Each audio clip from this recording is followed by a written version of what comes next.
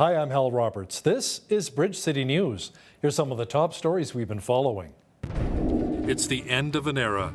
Queen Elizabeth II passed away in Scotland at the age of 96. The monarch was surrounded by her family and friends.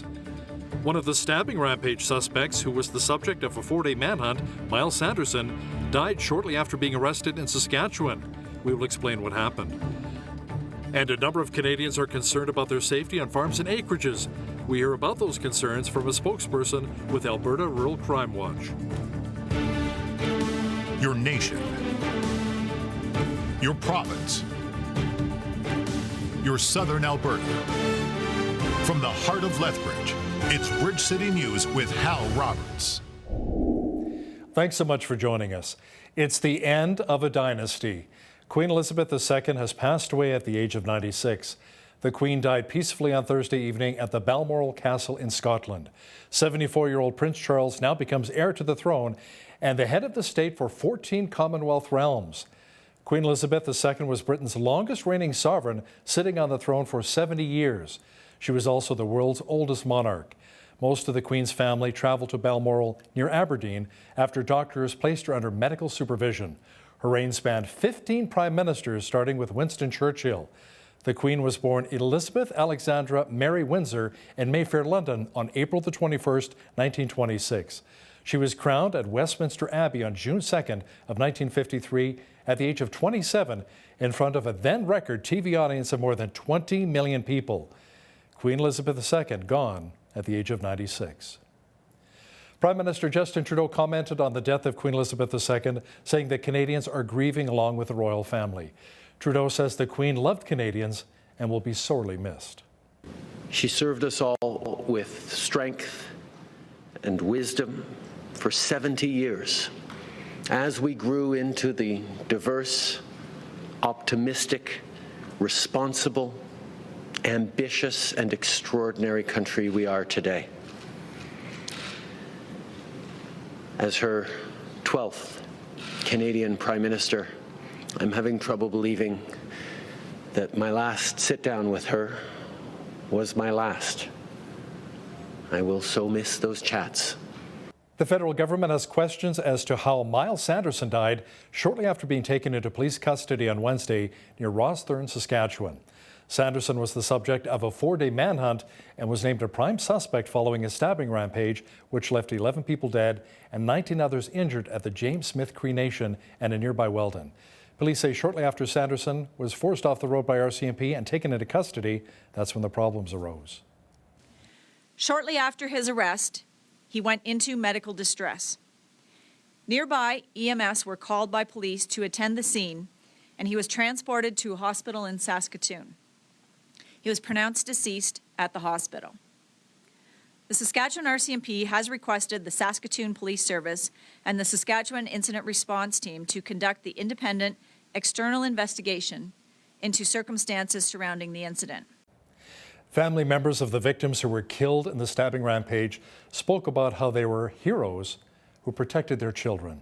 48-year-old Bonnie Burns and her 28-year-old son Gregory were among those who were killed during the stabbing spree in Saskatchewan. Bonnie's brother Mark Arcand says the family feels broken and hurt.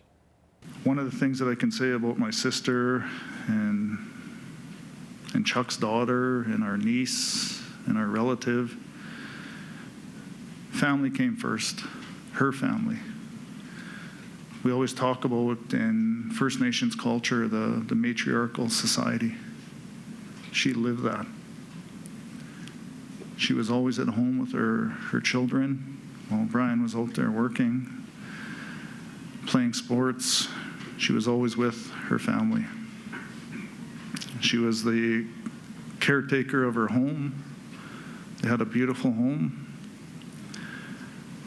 And that's what we want people to remember her as. Well, the clouds and showers have arrived from many parts of southwestern Alberta and cooler temperatures as well. Angela Stewart is outdoors on location with an early peek at the forecast. Angela, how long will the moisture remain?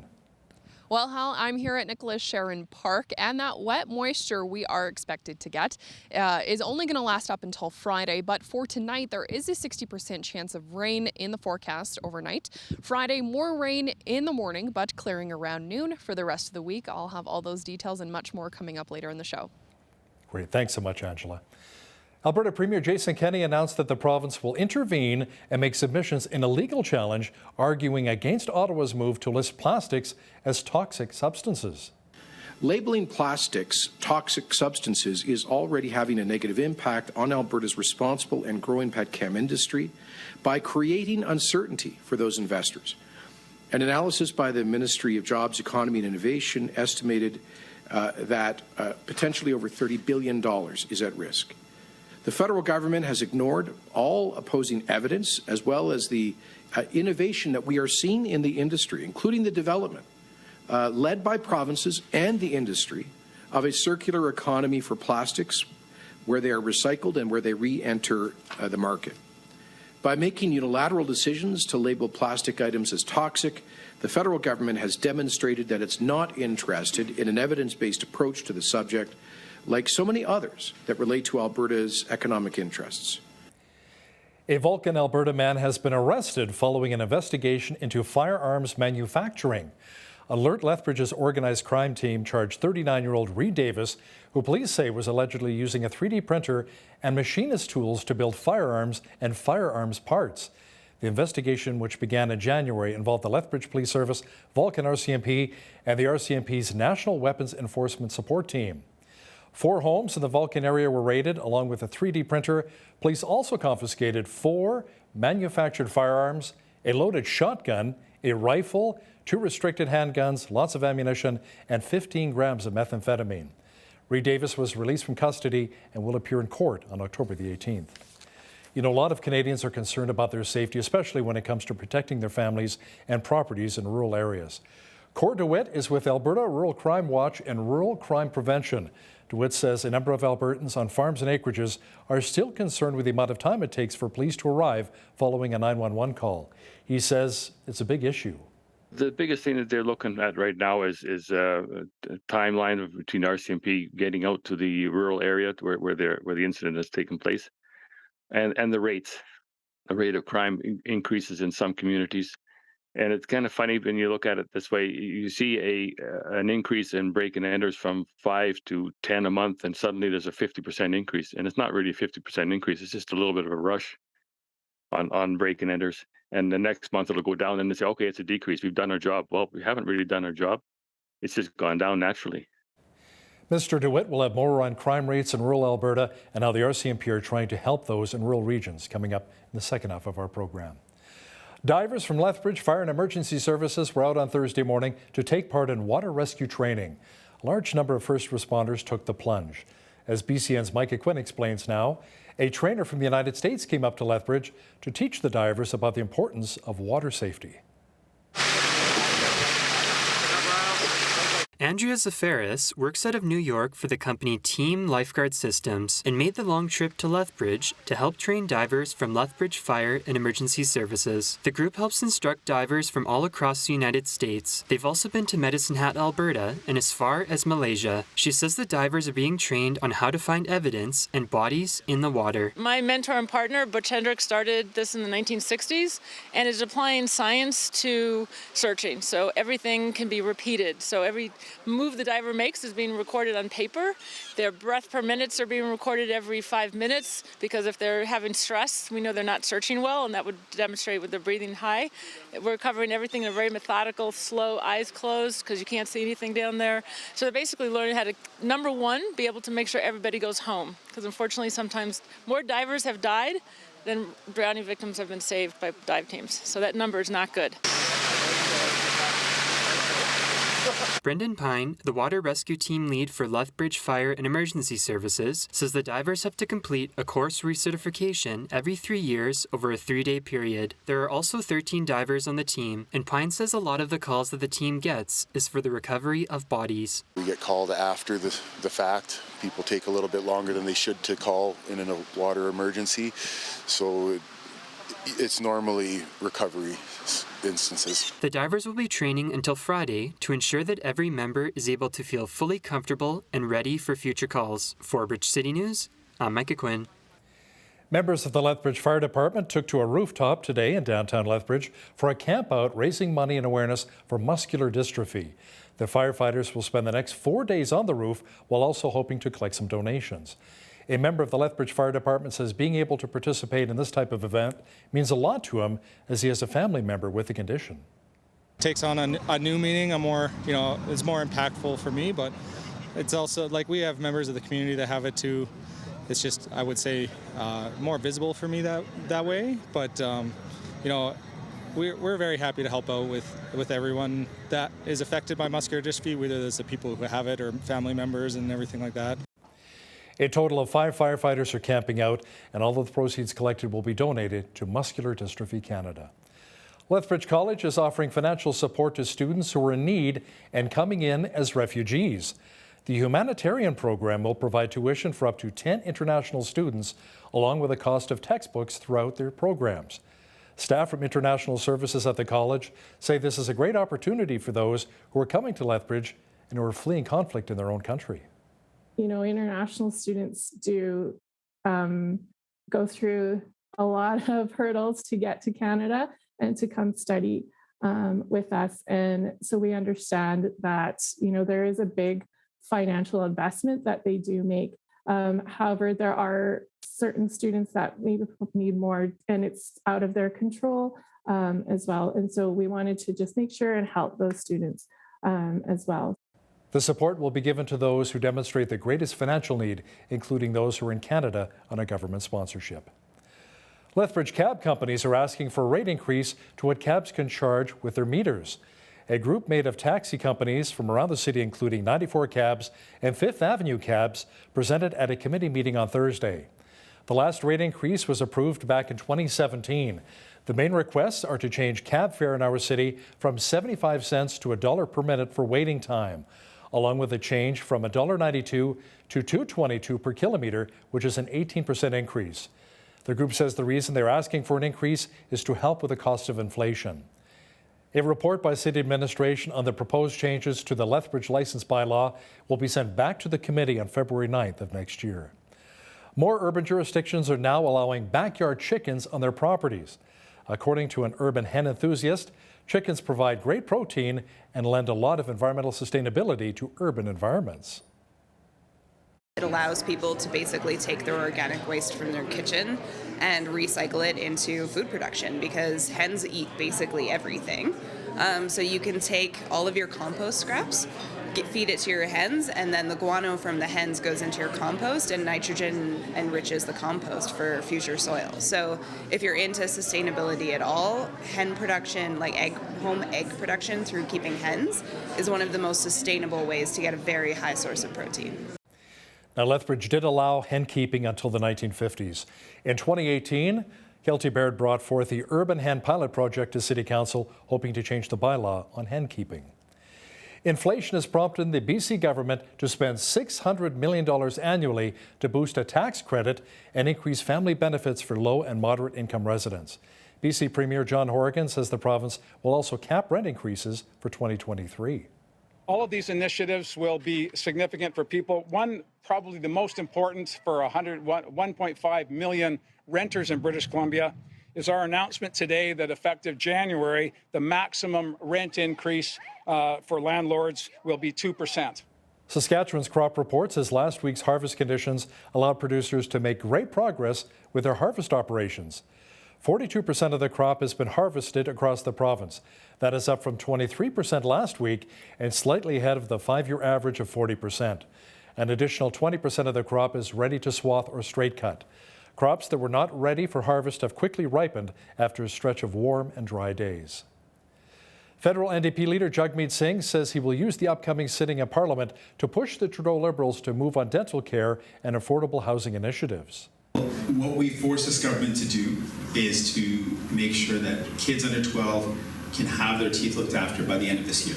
That's what we're going to force them to do. We are very confident that that's going to be achieved, but we have tools and there will be repercussions if that is not achieved. This government voted against dental care as recently as a year ago. They teamed up with the Conservatives both to vote against dental care. They did not want to do this. They were not planning on doing this. This wasn't something that they needed a little nudge to do. We forced them to do this. And we're going to force this government to do more than just dental care. We're going to force them to deliver help for people in this time of crisis where people are struggling to pay their bills, or people are feeling squeezed by the cost of living going up. We're going to force this government to get help to people. Federal Innovation Minister François-Philippe Champagne says telecommunications companies in Canada signed an agreement to back each other up when networks go down. The pact follows the 15-hour Rogers outage in July that left millions of Canadians without the ability to make calls or connect online. To ensure and guarantee three things: emergency roaming, mutual assistance, and communication protocol for advising the public and government during major outage. Today, I am pleased to report to Canadians that a formal agreement has been reached by these companies, along with a number of other telecommunication service providers offering internet and cell phone services across our nation. In other words, for folks at home, the telecommunication companies complied with our request to take meaningful actions to increase and improve network reliability in our country as we requested. Home churches seem to be gaining in popularity. According to Lethbridge pastor Jeff Heth, a home church is similar to a Bible study or cell group where people meet at someone's home to worship and study God's Word. It's impossible to hide in our church. So the pro of that is that people can really know you. They can reach out to you. They can love you in this way. And wherever you're at on your spiritual journey, we can meet you there and help you take the next step. And that's the same for me too. People can really know who I am and help me and guide me along in my relationship with Jesus. Make sure you catch the full interview with Pastor Jeff Heth discussing the benefits of a home church, along with BCN's Naveen Day, coming up after Business News. You know, a lot of people here in southwestern Alberta are pretty happy that some moisture finally arrived. It's been so hot and dry for so long. But how long will it last? Full weather details are coming up.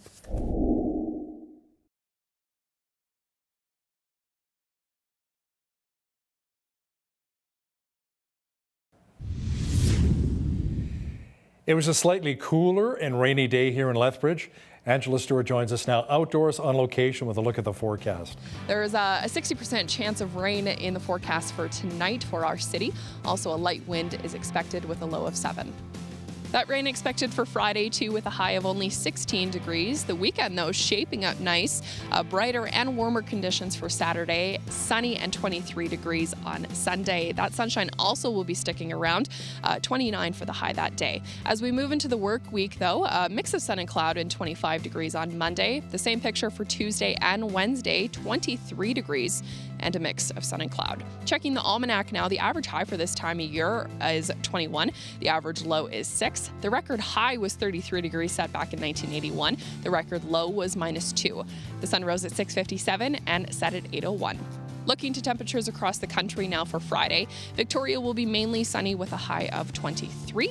Vancouver also sunny with a high near 22. North of us, overcast and only a high of 16 for Calgary. Moving further north to Edmonton, sunny conditions and 18 degrees. Moving east, sunny in Regina and a high of 18. Mainly sunny with a high of 17 for Saskatoon. In Winnipeg, overcast is expected and a high of 20 degrees. To the central part of the country now, beautiful conditions in Toronto, 27 for the high and very sunny conditions there. Our nation's capital, Ottawa, sunny and 28. Even warmer in Montreal, 29. Expect lots of sunshine there. Fredericton, a mix of sun and cloud, clearing near noon and a high of 24. 22 degrees, mainly sunny for Halifax. Charlottetown, 21 degrees and a chance of showers. And mainly cloudy and only high of 15 for St. John's. And how about a look at the forecast from Nicholas Sharon Park here in Lethbridge. New air passenger protection regulations officially went into effect. The update came as Ottawa tries to close a loophole in the 2019 version that left some passengers unable to secure cash refunds after pandemic-related flight cancellations. Airlines are now required to issue a full refund for cancellations and delays if passengers are not placed on a new flight within 48 hours. Previously, the passenger rights regime only required refunds for flight disruptions that were within the airline's control. It excluded situations ranging from weather to war or unscheduled maintenance issues. Cineplex says it remains focused on recouping the value of a judgment against Cineworld Group plc. That is even after Cineworld indicated that it believes its bankruptcy filing in the United States has stayed Cineplex's claim against the company. Toronto-based Cineplex was awarded $1.24 billion in damages after Cineworld walked away in 2020 from its $2.18 billion deal to purchase the Canadian theatre chain. While Cineworld struggles with debt and lower than expected attendance, Cineplex remains confident in the recovery of its business. Apple revealed its next lineup of iPhones will boast better cameras, faster processors, and a longer-lasting battery. And the decision to hold the line on iPhone prices came as a mild surprise. Most analysts had predicted Apple would increase phone costs by 15% to offset the rising costs for many components. The 4 new models, with prices ranging from $799 to $1,100, will be in stores beginning on September the 16th. Now, here's a look at today's markets. The TSX was up 171 points on the day to finish at 19,413. The Dow was up 193 points to 31,774. The S&P 500 was up 26 points on the day to 4,006, and the Nasdaq was up 70 to 11,862. West Texas Intermediate Oil was up $1.60 to $83.54 US per barrel. Natural gas was up 7 cents to $7.92 US. Gold was up 9 cents to $17.0855 US an ounce, and silver was even on the day at $18.53 US an ounce. Feed wheat is at $10.89 per bushel, barley's at $8.34, canola's at $17.44, and corn is at $11.56 per bushel. Live cattle were up 13 cents to $144.38. Feeder cattle were up 45 cents to $184.40, and lean hogs were up $1.05 to $92.13. All October contracts. And the Canadian dollar was down slightly over the past 24 hours to 76.37 US.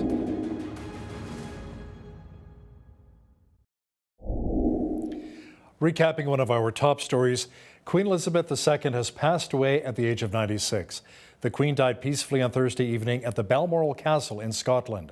74-year-old Prince Charles now becomes heir to the throne and the head of the state for 14 Commonwealth realms. Queen Elizabeth II was Britain's longest reigning sovereign, sitting on the throne for 70 years. She was also the world's oldest monarch.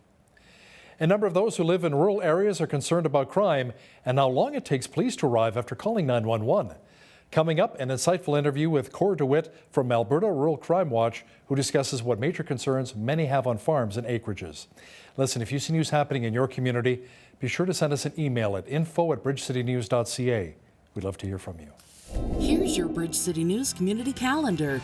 Discover homegrown produce and homemade products at the Downtown Farmers Market at Festival Square in Lethbridge.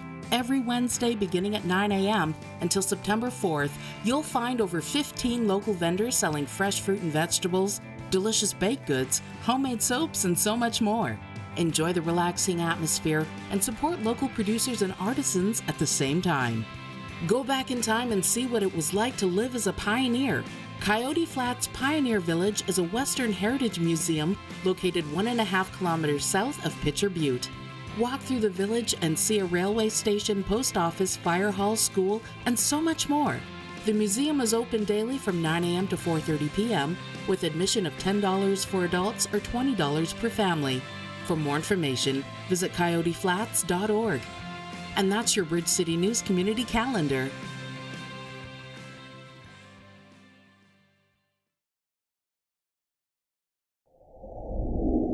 You know, so many Canadians are concerned about their safety, especially in rural areas.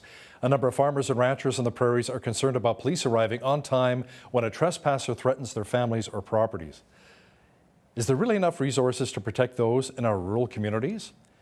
Joining us today to talk about that and give us some of the insights on the issue of rural crime in Alberta is Cor DeWitt from Alberta Rural Crime Watch, Rural Crime Prevention, joining us from Leduc, Alberta, just outside of Edmonton. Cor, welcome to Bridge City News. Thank you. So, Cor, how did the Alberta Rural Crime Watch and Rural Crime Prevention Initiative come to be? Well, it started way back in 1978 is when a few people got together and started to get concerned about crime rates in their area. And they started out as a range patrol, actually, but later on in the years to come, they decided that they were not fulfilling their total mandate.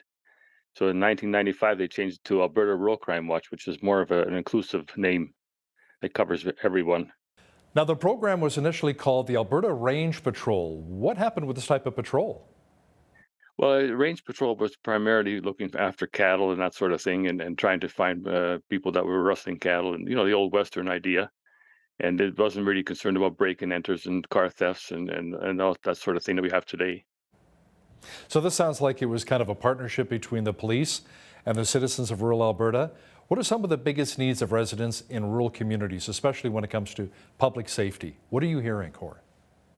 Well, the biggest thing that they're looking at right now is a timeline between RCMP getting out to the rural area where the incident has taken place, and the rates. The rate of crime increases in some communities. And it's kind of funny when you look at it this way. You see an increase in break and enters from 5 to 10 a month, and suddenly there's a 50% increase. And it's not really a 50% increase. It's just a little bit of a rush on break and enters. And the next month it'll go down, and they say, okay, it's a decrease. We've done our job. Well, we haven't really done our job. It's just gone down naturally. So the statistics are kind of funny to analyze. Do you feel perhaps that there may be a smaller police presence in rural Alberta and across the prairies?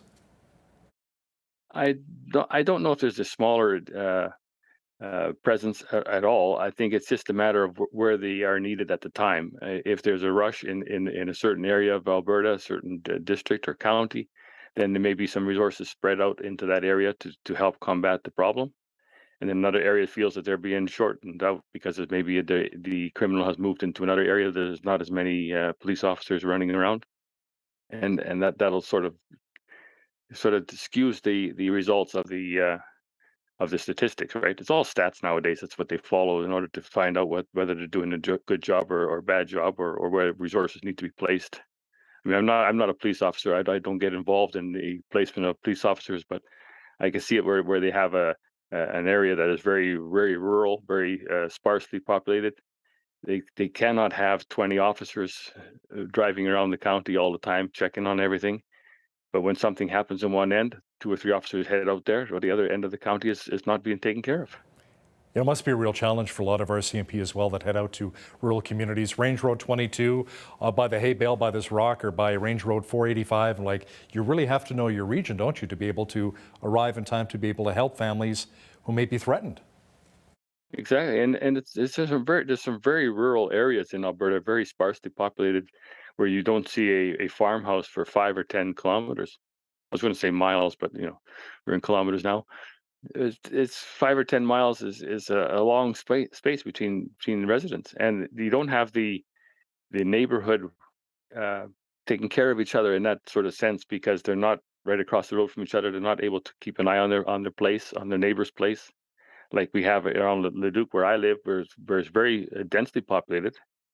There's houses on every quarter section of land here, so people can watch out for each other pretty quickly. Whereas in a very sparsely populated area where there's like 5-10 kilometers between houses, you can't really keep an eye on your neighbor. Let's talk about some of the feedback you've received from rural residents and some of their biggest concerns when it comes to crime on their farms and ranches. Well, the biggest concern I think right now that we're starting to see is the court system issues of releasing the criminal or the suspect. When they're arrested by RCMP, brought before the court releases them on bail and so on. They go back out in the street again. Catch and release is a phrase that's used a lot out here. Would you say the scope of crimes have really changed here in Alberta? I don't think they've changed. I think they've gotten a little bit more sophisticated because they're starting to take catalytic converters, stuff like that, off of vehicles that they can turn into money for the drug issues that they have or whatever. I mean, years ago, there was no catalytic converters on the vehicles, so they didn't take that. Now there is, so they start to steal that kind of thing. Equipment is getting more and more expensive, so there's more and more items on there that they can take out of the equipment and trucks and combines and so on. So the targets are similar in scope, but they're just trying to get stuff that's more valuable. When you're talking to a lot of farmers and ranchers, Core, who may be gun owners, law-abiding gun owners, and they say, we want to protect our properties, we want to protect our families, and we don't appreciate the government trying to take our guns away. When you have those conversations with a lot of people in rural communities, what are your thoughts? I have not had a conversation about gun control or gun access with farmers in our area at all. They've had no concerns at all. They know that you can't be vigilante. And if everyone is carrying a gun, they're going to be in trouble. That's my personal view. We're going to have issues with people pulling guns on innocent neighbors coming by to check because they've hit the ditch, they need a pull or they need some help, and you're going to have problems with that. And I feel strongly we don't need guns. So tell us a little bit more about the mandate of your organization and how it may have changed over the years. Well, the mandate of our organization is to bring the grassroots chapters together as a provincial voice with the provincial government to canvas for crime prevention programs and such things that can help reduce crime. We've really wholly adopted the CEPTED program, the Crime Prevention Through Environmental Design, which sounds like a very ominous title, but it just means give you access to your neighbors, to see your house, to see your farm buildings. Don't cover it all up in trees and everything and make it nice and hidden and nice and private, because then the criminal can go in there and do his thing and the neighbor will never even know that he's threatening your vehicle, taking your tools out of your shop or anything else that he's interested in. And that's what we try to do, give access to the neighbors to see what's happening at your house or at your farm. And this also comes in play in businesses as well, when they have a storefront that is covered with advertising. And that's great for advertising for the business, but it doesn't tell the neighbors that there's a robbery going on because they can't see it. Whereas if they had open windows, clear windows, you could see that there's a robbery taking place at a convenience store. It can be reported right away, rather than find out later on that the doors were locked and nobody could get in and nobody could see inside. They didn't know what was going on. So, Core, do you think your group's voice is really being heard by different levels of government? I believe we are. We have a very active website. Well, I can give it right now. It's www.ruralcrimewatch.ab.ca, which is a massive website that has grown in the last 3 or 4 years by an excellent webmaster that we have.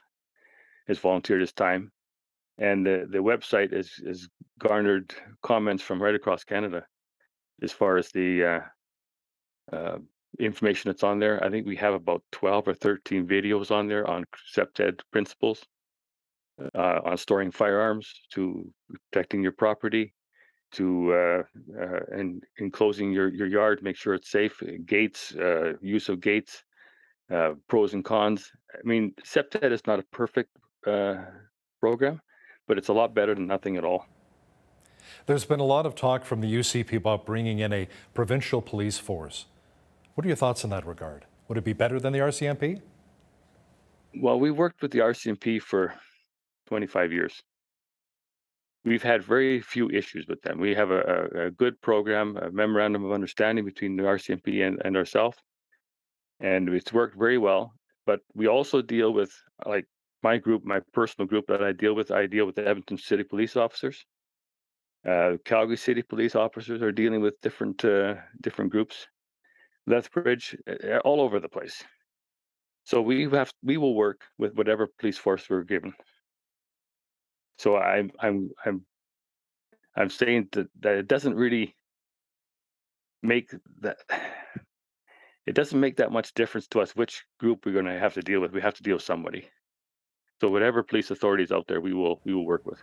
Core, let's chat a little bit more about the passive and active patrols that assist RCMP in rural areas. Can you talk about that? Well, Rural Crime Watch does passive patrols, passive patrols, because we travel to our locations, like our farmyards and our different pastures and fields where we're having our crops. We will take a different route to the different fields. So as you go one way, you make a left turn out of your driveway, and next time you make a right turn, and you kind of look out for suspicious vehicles, suspicious persons. most people know their neighbors' vehicles, so you can pretty well tell if a vehicle is kind of from the neighborhood or if it's kind of different. If it's different, you kind of take the license number down, or with cameras now on these cell phones, snap a picture. You got it. I mean, my trucks, I have dash cams, so I keep an eye on what the dash cam's picking up, and then I will report it to the RCMP and say, okay, this vehicle I've spotted twice in 2 different locations sitting in a driveway. What's it doing there? So they'll do a cursory check and say, okay, we've had this black Ford half-ton. It's suspiciously reported by 3 people, and we've had 2 unsolved break-and enters. Maybe there's a connection, and that's when it comes back to a resolve. So, Corey, you chit-chatted a bit about the relationship you have with the RCMP. Can you tell us about other groups your organization continues to work with? Well, we continue to work with Citizens on Patrol, where they do an active patrol, where they actually have assigned patrols where they go out to the left side of the town, or the right side, or the middle of town, but they have issues with getting volunteers to do small towns and small areas because it's a fairly large commitment on time. And that's one thing that's very difficult with any group that's organizing now to crime prevention or crime reduction, is getting the volunteers to step forward and commit one weekend a month to patrolling. That takes quite a bit to get them to do that. You know, technology's changed a lot over the years, Corey, when it comes to helping nonprofits, different industries, and as well fighting crime, and especially in rural areas. Let's talk a bit about the crime app that your organization uses. People can tap in on their phones. Yes, we developed a phone app a couple years ago, and I've improved it slightly in the last couple years. And what it does is if you touch your app on your Apple phone or your Android phone, it will bring up your geographical area, your GPS area. It'll give you the closest RCMP detachment, the phone number for that detachment. So you could touch the phone number, it'll dial the phone for you, and you can talk to the detachment and report a crime that's taken place in your viewing area. And it really comes in handy when there's an accident on a country road somewhere and you're driving in an area that you're not sure whose detachment has taken jurisdiction. And you can say, okay, there's an accident, you can report it right away. I mean, you can call 911 as well, but it'll also give you some information as to what to do. There's some tips on there on prevention and statistics and so on. It's all in that app, and it's free for anyone who wishes to download it. It's at the Apple Store and at the Android Store as well, and on the website. So if viewers are interested in contacting you and getting involved with your organization, especially if they want to volunteer, how should they go about doing that? They go through our website at www.ruralcrimewatch.ab.ca. There's some information there on the navigation tab. You don't have to be a member to get that information. And you can go into it and look at how to set up your own Rural Crime Watch area, because there are some areas of Alberta that are not covered by a Rural Crime Watch group. So you can go in there and it'll give you some ideas on how to start one and where to go and what registration to take place.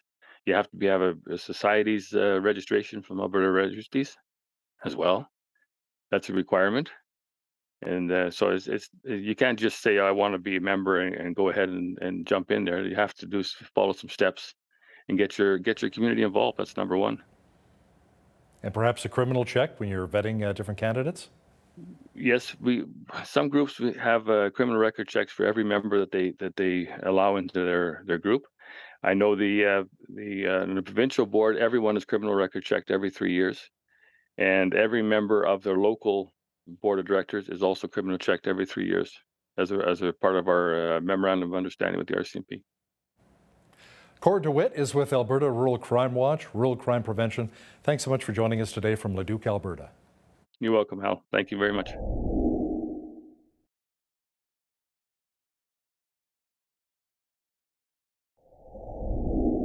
Churches today come in all different shapes and sizes. We have mega churches with tens of thousands of members, some that are in between, and some that are very small with only a handful of people.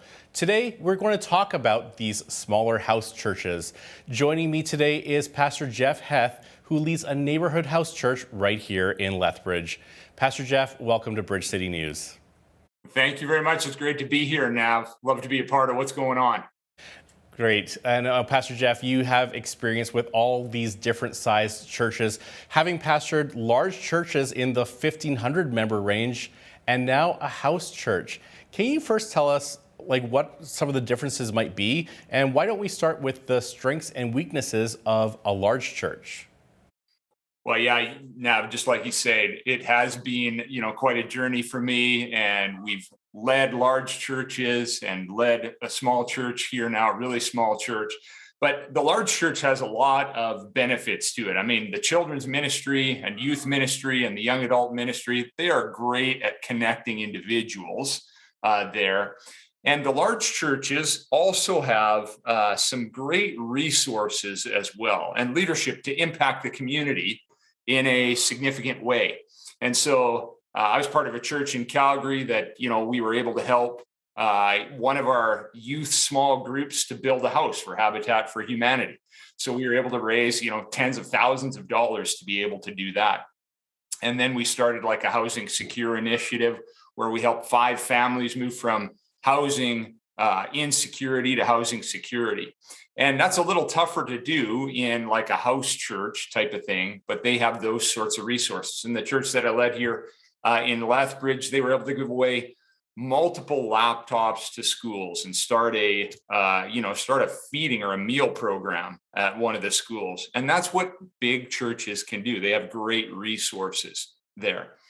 But as a big church, it seemed like we always longed to get smaller and to get people into relationships as well. And you're always concerned sort of about the back door. Are people coming in and not connecting in some way and then leaving? Or are they really growing as disciples? So those are some of the advantages of large church, but also some of the weaknesses of large church.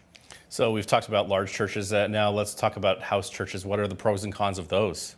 Mm-hmm. Yeah, the smaller churches, like we're a part of here, one of the things that we love is that everybody can be known.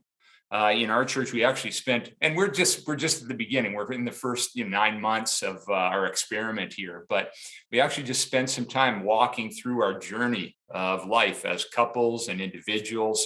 And so you can really know people in that way. There's also true discipleship can happen. And we read a book by Francis Chan called Letter to the Churches, and that's really what spurred us on in this way. And he speaks about how the house church, or the smaller church, in our case, Simply Church, is a great place and probably the best place for discipleship to happen. In a large church, you want people to get into smaller groups, so this can happen there. And then this is probably a pro and a con, but it's impossible to hide in our church. And so the pro of that is that people can really know you. They can reach out to you. They can love you in this way. And wherever you're at on your spiritual journey, we can meet you there and help you take the next step. And that's the same for me too. People can really know who I am and help me and guide me along in my relationship with Jesus. Now, you touched about with large churches how they really are able to serve a vast amount of people and really a different variety. You can see ways to minister to people all the way from the cradle to the grave. Can you describe to our viewers how many people and what age groups would be part of a typical house church? Right. Well, I can say in our church here, we have the people that meet with us, say, on a weekly basis on a Sunday morning, which we have young families. So we have, kids from, 2 or 3 years of age up to 10, 12. And then we have some young adults here who would just be in their 20s. And then we have people like myself who are empty nesters. So we have quite a good age range, but, we only have probably about 20, 25 people that would call our house church home on a Sunday morning, but we're also reaching out to our neighbors. And so, that includes people of all ages. But it's just a bit of a smaller group. So it's really relational in nature. And we would consider people who are seeking or who we're just developing relationships with to be part of, that part of our community in that way. Maybe not part of the church, but part of the community there. Now, for me, I grew up in church. My father was ordained in the Anglican Church, so I'm kind of a pastor's kid. But he was also a professor of world religions. So it wasn't just Christian churches we were going to. He was invited to guest speak at synagogues and temples, and so I really got to go to a lot of different buildings, but I've never actually been to a house church. So walk me through this. What exactly does a church gathering look like? Where do you meet? What time? Is there worship time? Is there a sermon? Yeah, that's right. That's good. We meet at houses, so hence the moniker House Church. So you would come over to my house, Nav, and the first thing you'd do is you'd be welcomed in, and we have a meal. So we meet right at 10 o'clock. So the brunch hour on Sunday morning. Right now, for our Sunday morning gatherings, we have other gatherings outside of our time on Sunday morning. But we sit down as families, and we'd eat meal together for probably about an hour. And depending on the day, we might have communion as part of that there. So it's really around the table. It's really intergenerational, and it's just part of the meal time there. And then we would go into talking about the scriptures that we've been reading over the past week, and engaging and saying, what has God spoken to you? And I might spend some time teaching in there, but it would be more conversational rather than just monologue oriented. And we might share a song in that time, or we might share, a truth that God brought out to us, or I might direct the discussion to a particular part of the passages we've been reading throughout the week. And we've been studying through the book of Acts together recently here. And then we might move into a time of either singing or do another type of worship where we're expressing gratitude to one another for what God has done for us. And then we would move into a time of prayer after that, where we're praying for our neighbors, we're praying for each other, we're praying to see, God work and move in our lives and through us in this time. And, that would be, there are lots of flexibility in there, but that would probably be your normal church gathering time. Now, before the interview started, we were talking about how your church is on the same street as where I used to live. Now your church, Simply Church, I didn't see any signage out there, even when I'm driving around Lethbridge. So I got to ask you, how do people find out about these house churches? Is it simply word of mouth? Yeah, it would basically be word of mouth. But like I said, we have probably 4 different gatherings that we're part of. And one of them would be, at the very base level, would be a social. And so this summer, actually, we spent a lot of time just inviting people into, a barbecue or whatever. And that can be people who are followers of Christ and people who are not yet followers of Christ. And we're just building relationships. And then you might move into, a time where we've had this before, where we just have a discussion. And the discussion is, is there a topic, the meaning of life, or one of the fruit of the Spirit, or whatever, where we can just sit around, and whether you're a Christ follower or not, people have thought about love. People have thought about the meaning of life, and we just have a deeper discussion. So you could be invited into, or, express an interest in something like that. And then the gathering is a time that I just described to you there. And that's more relational. Yeah. We're not putting a signage out, like you said, but if you're interested in learning more about Jesus, reading the Bible, that sort of thing, it's a great place for you to engage in that way. And then our 4th sort of time would be more an intentional discipleship time, where there's accountability, where there's, deeper sharing than you would just in the group there. And we can focus on our walk with Christ. So you could get in at any one of those levels there, but basically you'd come into the social, be part of our social group there, and then see if you wanted to take a further step with Christ. If not, that's fine. We still long to have a relationship with you and be your friend. And you mentioned having a barbecue as one of those tools to invite people, which is great. Who's going to say no to a barbecue, right? That's right, exactly. People love food, so that's a wide open door. Hey, and what kinds of reactions do you get from people when you invite them to house church? Yeah, most of the people that we would invite to house church, and we have so far, have already been friends or we've had relationship with them. And so, whether they're interested, if they would say, oh yeah, that'd be great. We'd love to come check it out. And we've had some people come check it out and say, oh, yeah, I don't know if this is for us. And some people say, man, I love this. I love the community here. And then people who, are on the journey to getting to know Jesus, some people say, yeah, I'm interested in that. Or that's a little too much for me right now. And any one of those responses is totally fine. Just like inviting people to, a regular church service. Sometimes people are going to say, yep, I'm in. And sometimes people are going to say, no, it's a little weird for me. So.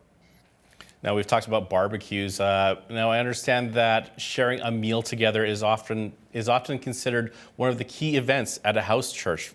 Can you tell me why is that? Well, I don't do much of the cooking, Nav, so that's one of the advantages, because if I had to cook for this, it wouldn't be good. People wouldn't want to come. But having everybody bring something, a potluck in nature, you get to try a lot of great food. And so that is really an attraction. And then we see this throughout Scripture as well, but lots of great spiritual conversations happen around food, because that's where you're developing relationships and getting to know one another. And so, yeah, it's a key part. And then, like I said, putting communion in that as well, reminding us of the body of Jesus Christ, which is broken for our sake, and his blood that has given us freedom from our sins. It's a fabulous thing. So, yeah, it really is a high point about that, and something that people really enjoy. Now, house churches do lend themselves well to discipleship. Why is this important, Pastor Jeff? Well, and this is one of the things when I was leading a larger church that took me a while to understand, is discipleship really happens in relationship. And so when I was part of the church up in Calgary, we planted multiple sites, and we were hoping that people would become disciples just because we were planting multiple sites. So we planted a second site, a third site, a fourth site. And what we really found is we were getting the same results. We were just perpetuating our DNA, which was good, but we weren't getting the type of discipleship that we wanted. So then we got everybody into small groups. And actually, at the church there, we had 100% of our Sunday morning attendance, which was about 1,000 adults, in small groups at the time. But we were still frustrated because we weren't seeing the type of disciples that we wanted to be made. So then we flipped our focus around. And one of my mentors said this. He said, I'm sure it's not unique to him, but he said, if you plant churches, you may or may not make disciples. But if you make disciples, you will always grow churches. And so we started focusing on making disciples and what are the things that we needed to do to make disciples. And, that has some element of teaching and that, but really what it has to do is life on life relationship where you're mentoring people just like Jesus did with his disciples. And it seems simple when you put it that way, but really it takes this deeper sort of relationship. And so that's what we're attempting to do in Simply Church, is focus on the relationship, not just the gathering, if you will. Now, do you have any plans to expand your neighborhood house church? And if so, would that mean having someone volunteer to step up to invest time to lead this in another home? Mm-hmm. Yeah, and that's a great question. In our discipleship growth in our understanding, there is this idea that Jesus gave to us in Matthew chapter 28 that we should go and make disciples of all the nations, teaching them to obey all the things I've commanded you. And so our definition of a discipleship would be one who hears the voice of God, obeys, and then teaches other people to do the same. And so then our hope is that, as we teach and as we reproduce, as Jesus Christ calls us to in this disciples, that there would be growth, and then there would be, other churches that are planted in houses outside of this doing the very same thing. So our hope, our prayer is that this begins a movement of, discipleship gatherings, really, house churches, which we've called Simply Church. So yes, we long, but God has given us disciples here, and we're growing them in that way. And if other people come and join us as well, we are hoping that they will continue to, reproduce other discipleship, mentoring groups. So raising disciples. So when your house caps out, then what you've planted into these people is duplicatable, and can just grow and grow and grow. That's amazing. Yeah, that's right. And I think what we want to use is the word organic, but I've been frustrated sometimes to understand what that means. And I've been thinking about it. It means three things. It's simple, it's relational, and it's repeatable. So Simply Church is simple, it's relational, and then what we do here is repeatable, and how we build disciples is repeatable. So anybody can do it. You don't have to be a trained pastor. You can just be somebody who loves Jesus and spend some time with his followers. And that just seems so simple. Thanks so much for joining us today, Pastor Jeff. Thanks for having me, Nav. I appreciated getting a chance to talk with you about this. Jeff Heth leads a neighborhood house church right here in Lethbridge. I'm Naveen Day. On behalf of all of us here at Bridge City News, thanks for watching.